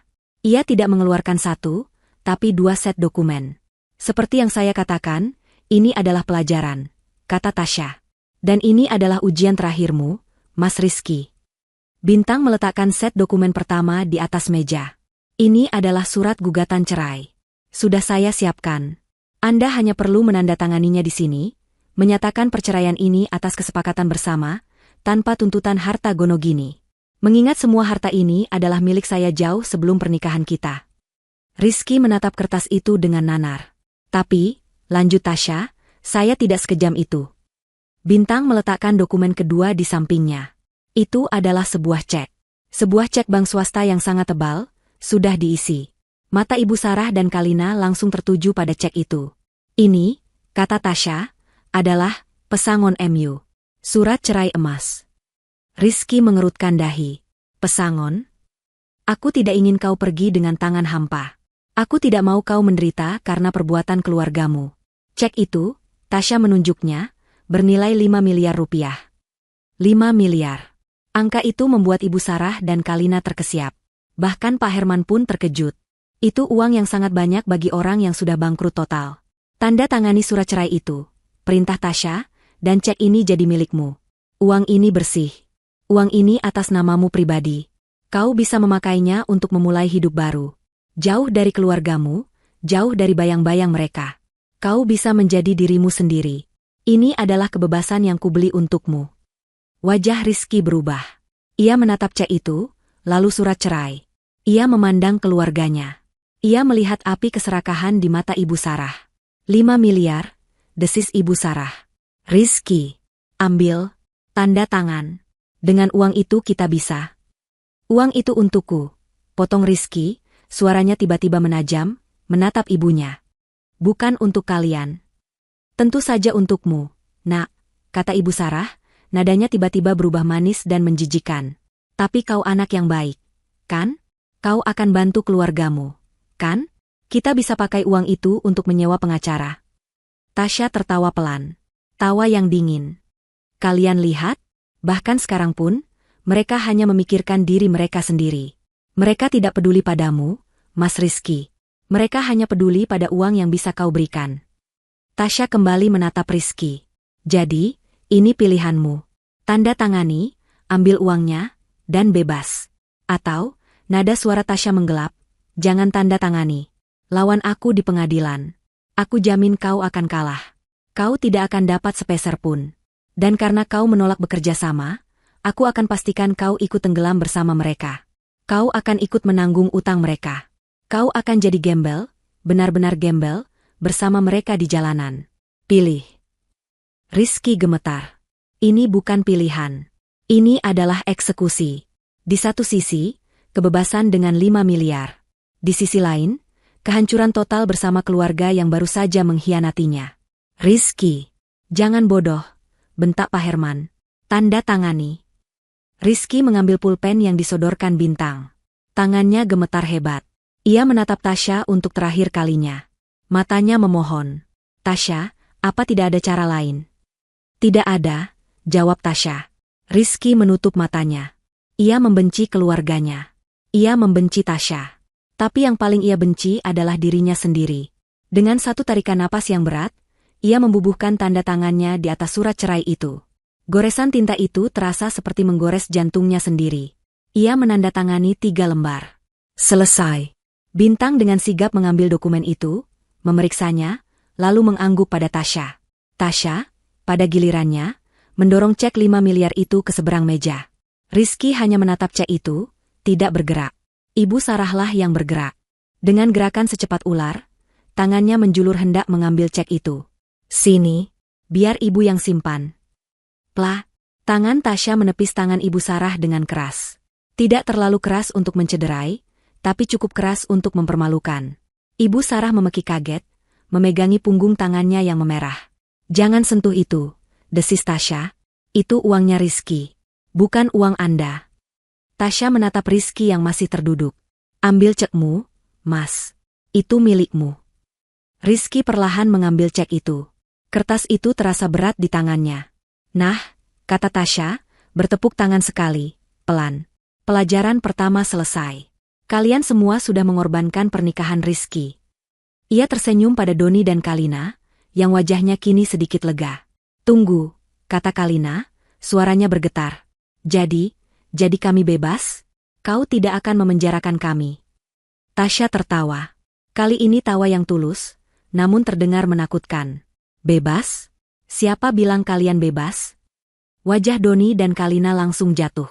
Tapi Rizky sudah tanda tangan. Itu kesepakatannya. Kalian salah paham, kata Tasya, senyumnya lenyap. Kesepakatan tadi adalah antara aku dan Rizky.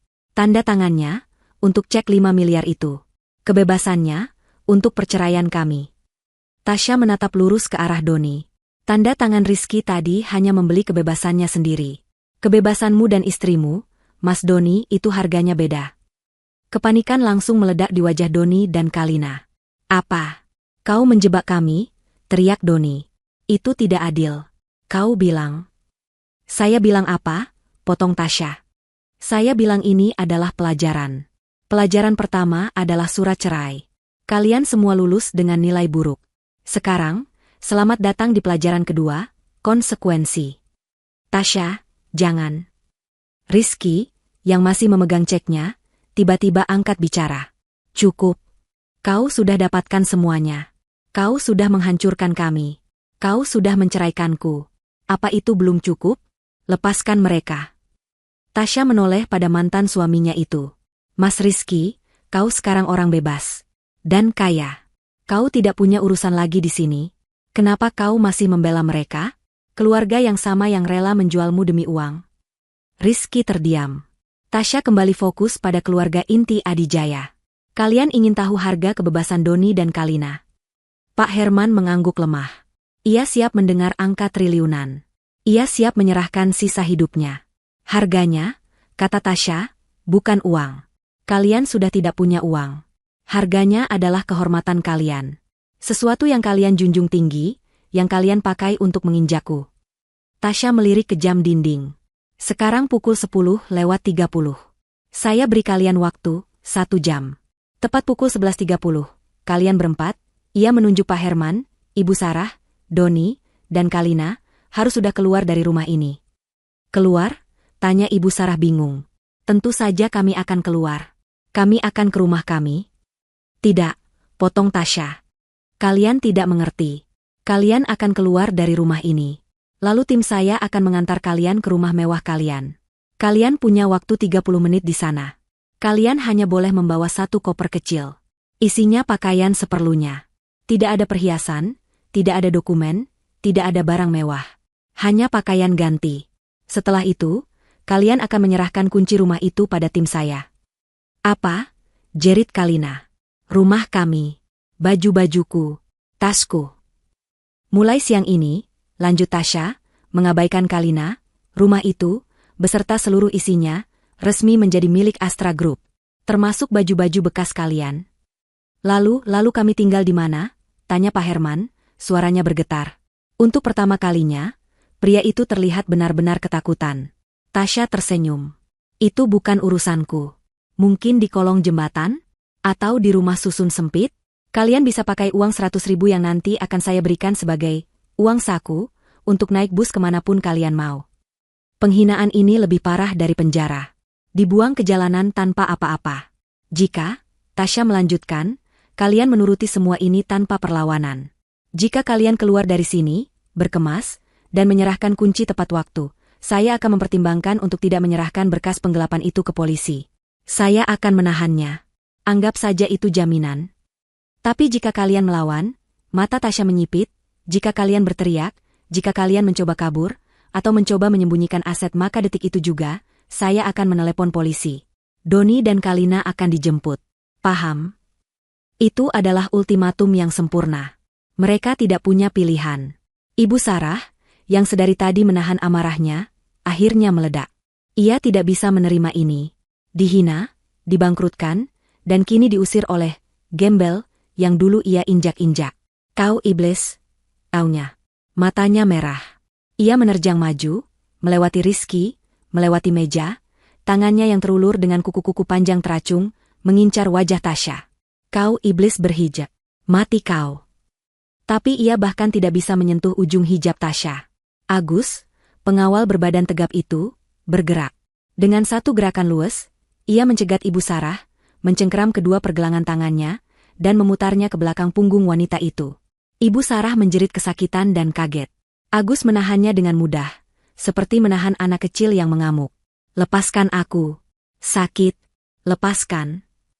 Nyonya, tolong tenang, kata Agus, suaranya datar. Anda lihat, kata Tasya, berjalan mendekati Ibu Sarah yang kini tak berdaya. Ia menatap lurus ke mata ibu mertuanya yang penuh kebencian. Ini yang Anda ajarkan padaku, Bu, bahwa kekuasaan adalah segalanya. Bahwa yang kuat boleh menindas yang lemah. Semalam, Anda kuat, dan saya lemah. Hari ini, Tasya tersenyum, peran kita bertukar. Ia memberi isyarat pada Agus. Lepaskan dia. Beri dia waktu untuk berkemas. Agus mendorong Ibu Sarah ke arah Doni. Ibu Sarah jatuh terduduk, terisak-isak dalam amarah dan kekalahan. Waktu kalian dimulai dari sekarang, kata Tasya. 1 jam. Suasana berubah menjadi hiruk-pikuk yang menyedihkan.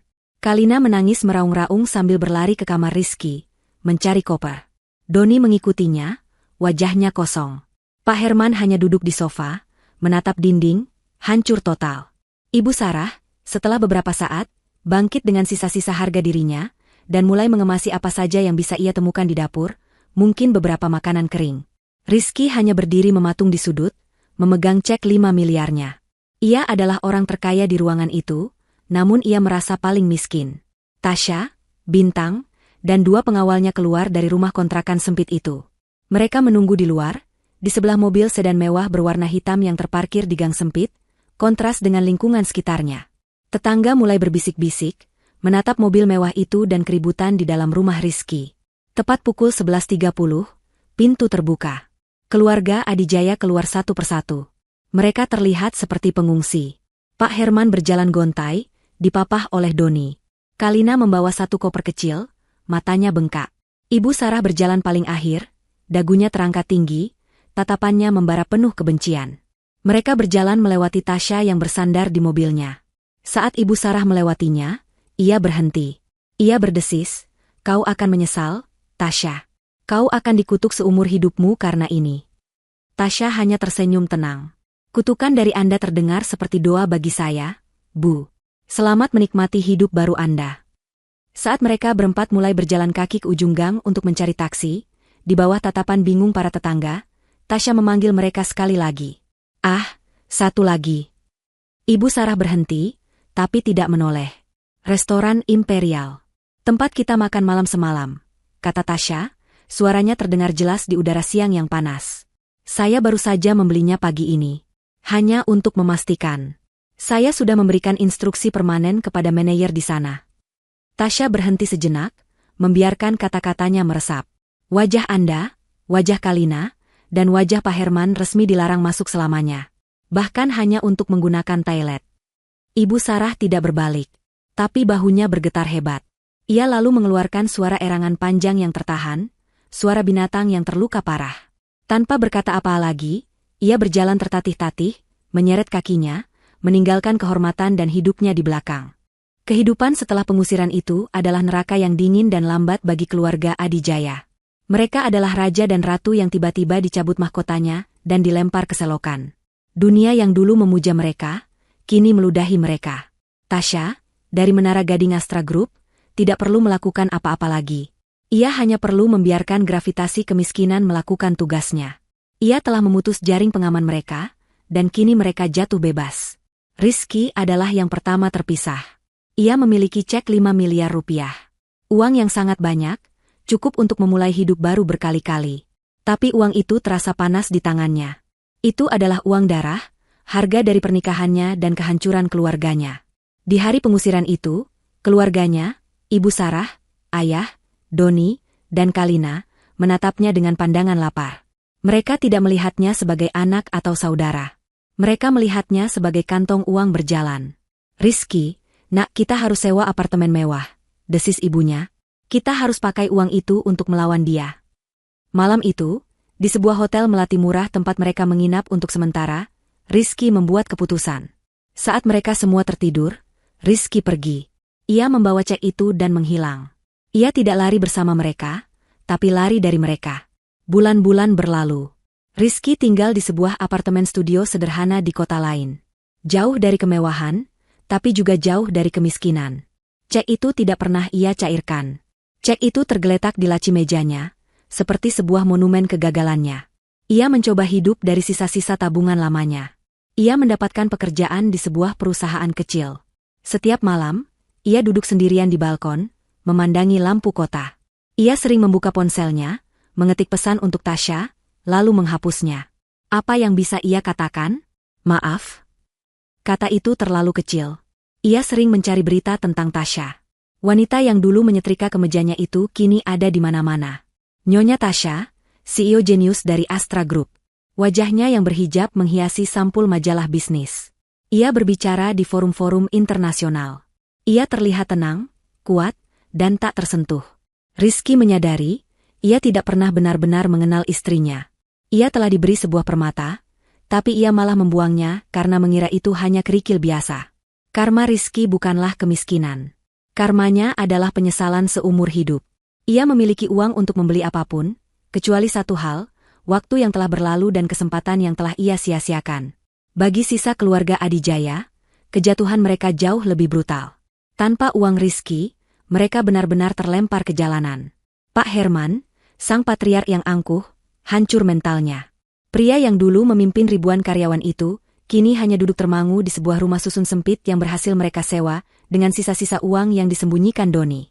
Ia tidak berbicara. Ia hanya menatap dinding. Perusahaannya, warisannya, harga dirinya, semua lenyap. Karmanya adalah hidup cukup lama untuk melihat kerajaannya runtuh menjadi debu di depan matanya sendiri. Doni dan Kalina, pasangan emas itu, kini menjadi pasangan kaleng rombeng. Ancaman penjara dari Tasya masih menggantung di atas kepala mereka.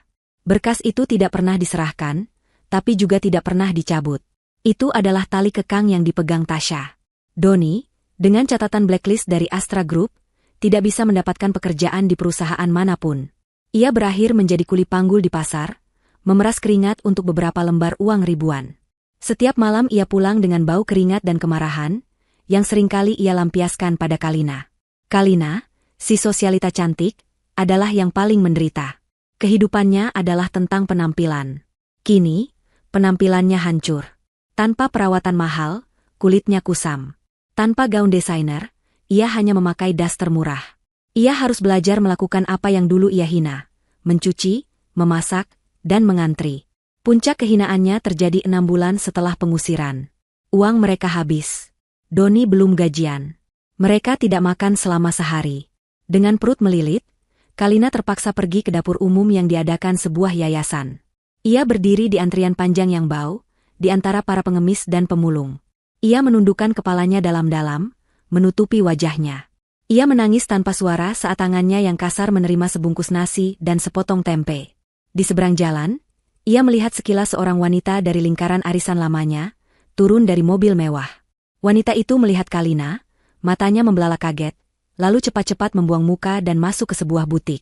Saat itulah Kalina sadar, ia bukan hanya miskin, ia telah menjadi tak kasat mata. Tapi karma terberat, disiapkan khusus untuk Ibu Sarah. Harga dirinya terlalu tinggi untuk tinggal bersama Doni dan Kalina di rumah susun. Setelah Rizky kabur, ia menyalahkan semua orang. Ia bertengkar hebat dengan Doni dan Pak Herman, lalu pergi membawa sisa perhiasan imitasi yang bisa ia sembunyikan. Ia mencoba mencari pekerjaan.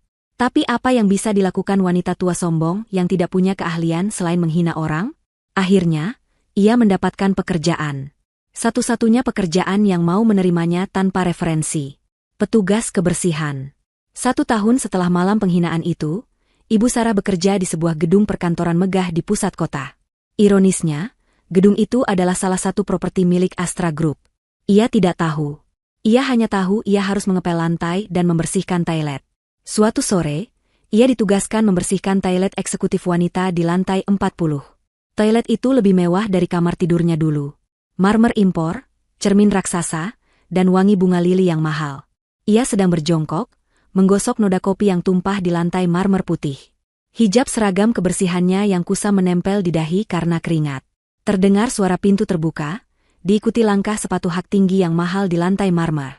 Klik, klah, klik, klah. Ibu Sarah tidak mendongak. Ia terlalu lelah dan terlalu malu untuk menatap wajah para wanita sukses yang memakai toilet ini. Ia hanya terus menggosok. Sepatu itu berhenti. Tepat di depannya. Sepatu stiletto kulit berwarna merah marun yang sangat mahal. Nodanya bukan di situ, sebuah suara tenang terdengar dari atas. Noda yang sebenarnya ada di wastafel nomor 3. Ada bekas lipstik di sana. Ibu Sarah membeku. Jantungnya seakan berhenti berdetak. Ia kenal suara itu. Ia sangat mengenalnya. Dengan gerakan yang lambat dan kaku, seperti robot yang karatan, Ibu Sarah mendongakkan kepalanya. Ia melihat ke atas. Melewati sepatu mahal, celana panjang sutra yang rapi, blazer yang elegan. Ia melihat wajah itu. Wajah yang menghantuinya setiap malam. Tasha. Tasha sedang berdiri di depannya, menatap bayangan mereka berdua di cermin raksasa. Ia tidak terlihat marah.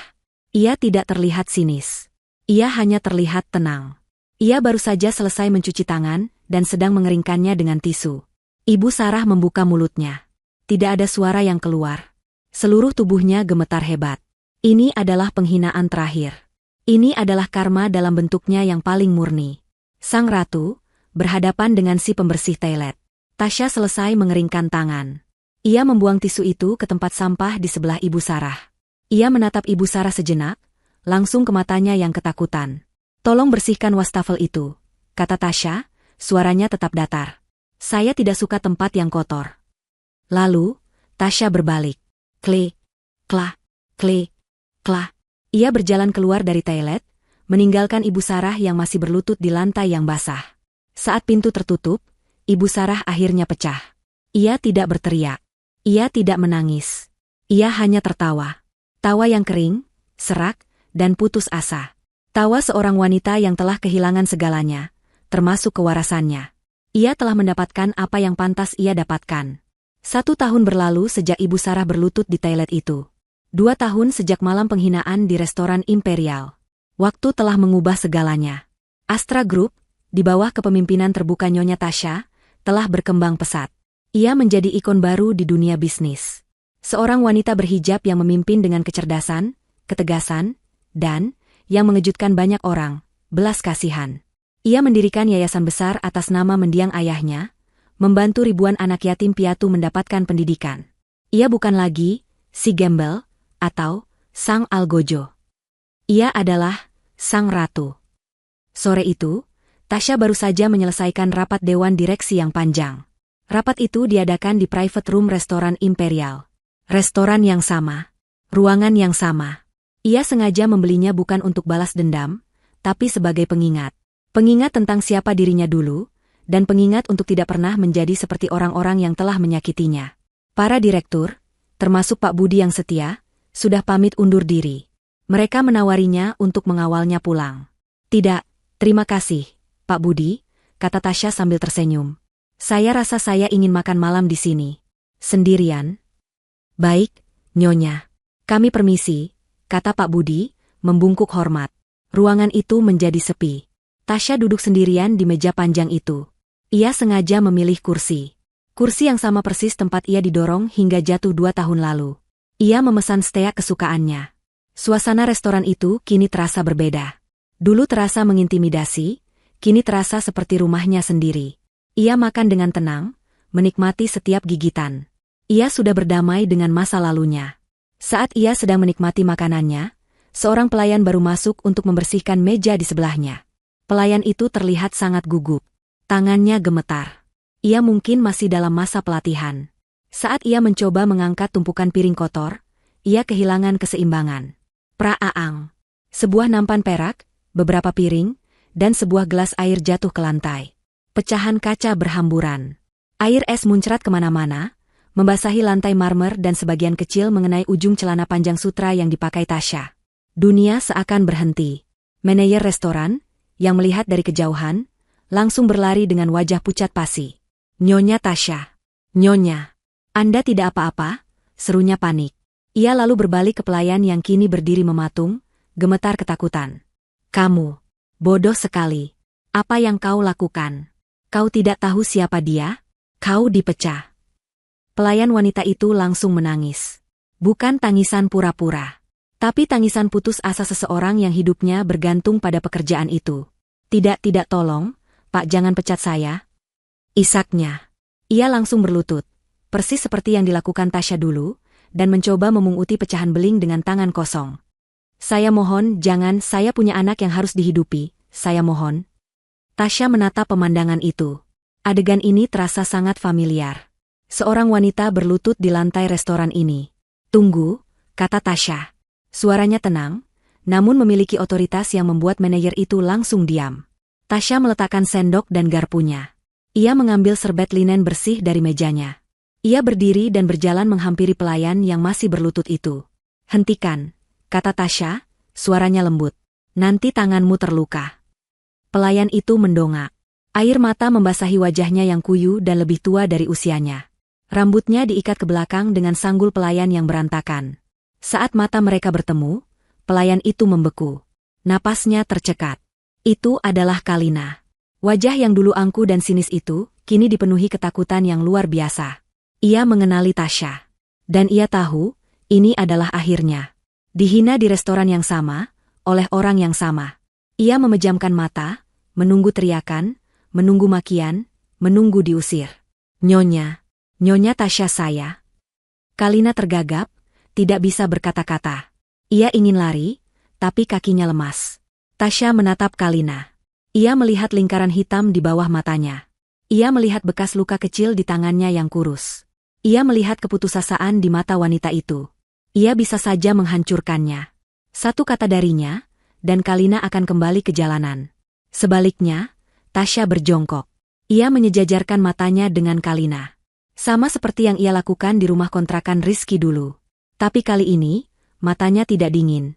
Tanganmu, kata Tasya pelan, menunjuk tangan Kalina yang mulai berdarah karena pecahan beling.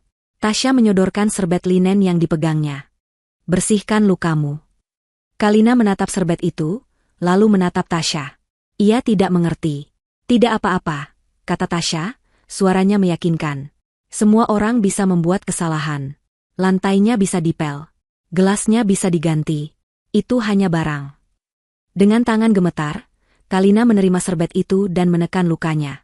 Tasya lalu berdiri dan menoleh ke manajer yang masih berdiri kaku. Bapak, katanya. Bawa dia ke belakang. Obati lukanya. Dia tidak dipecat. Dia hanya kelelahan. Beri dia minum, lalu biarkan dia melanjutkan pekerjaannya jika dia sudah tenang. Manajer itu terperangah. Tapi, Nyonya, dia sudah mengganggu Anda. Dia tidak menggangguku, kata Tasya tegas. Dia hanya mengalami kecelakaan kerja. Lakukan yang saya perintahkan. Baik, Nyonya. Manajer itu mengangguk cepat. Tasya menatap Kalina untuk terakhir kalinya. Kalina masih berlutut, menatapnya dengan campuran rasa tidak percaya, malu, dan terima kasih yang mendalam. Pengampunan ini adalah hukuman yang jauh lebih berat daripada kemarahan. Pengampunan ini membakar habis sisa-sisa kesombongannya. Tasya memberinya senyuman kecil. Senyuman tulus yang pertama kali ia berikan pada Kalina. Berdirilah, kata Tasya. Lantai ini dingin. Nanti kau sakit. Pelayan lain membantu Kalina yang lunglai untuk berdiri dan menuntunnya ke belakang. Tasya kembali ke mejanya. Ia duduk dengan tenang. Ia memandang ke seberang ruangan, ke kursi tempat Kalina dulu duduk dengan angkuh setelah ia terjatuh. Ia lalu memanggil pelayan lain. Mas, boleh minta 1 creme brulee. Pelayan itu mengangguk dan pergi. Tasya memandang keluar jendela, ke lampu-lampu kota. Ia telah menghancurkan musuh-musuhnya dengan kekuatannya.